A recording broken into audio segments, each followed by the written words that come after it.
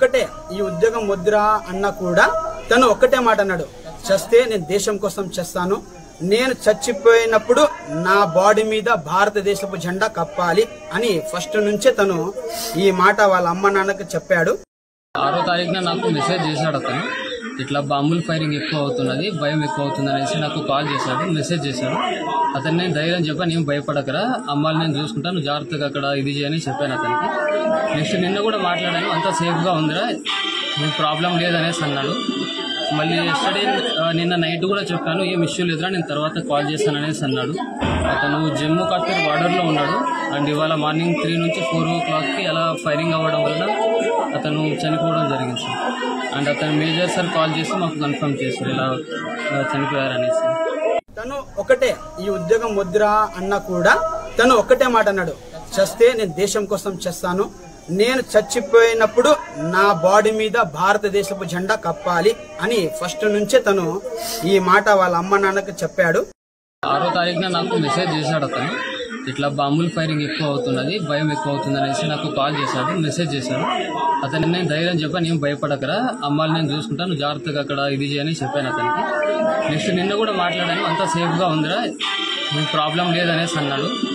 మళ్ళీ ఎస్టర్డే నిన్న నైట్ కూడా చెప్పాను, ఏం ఇష్యూ లేదురా, నేను తర్వాత కాల్ చేస్తాననేసి అన్నాడు. అతను జమ్మూ కాశ్మీర్ బార్డర్లో ఉన్నాడు అండ్ ఇవాళ మార్నింగ్ 3 నుంచి 4 o'clockకి అలా ఫైరింగ్ అవ్వడం వల్ల అతను చనిపోవడం జరిగింది సార్. అండ్ అతను మేజర్ సార్ కాల్ చేసి మాకు కన్ఫర్మ్ చేశారు ఇలా చనిపోయారనేసి. తను ఒకటే ఈ ఉద్యోగం వద్దురా అన్నా కూడా తను ఒక్కటే మాట అన్నాడు, చస్తే నేను దేశం కోసం చేస్తాను, నేను చచ్చిపోయినప్పుడు నా బాడీ మీద భారతదేశపు జెండా కప్పాలి అని ఫస్ట్ నుంచే తను ఈ మాట వాళ్ళ అమ్మ నాన్నకి చెప్పాడు. 6వ తారీఖున నాకు మెసేజ్ చేశాడు అతను, ఇట్లా బాంబుల్ ఫైరింగ్ ఎక్కువ అవుతున్నది, భయం ఎక్కువ అవుతుంది అనేసి నాకు కాల్ చేశాడు, మెసేజ్ చేశాడు.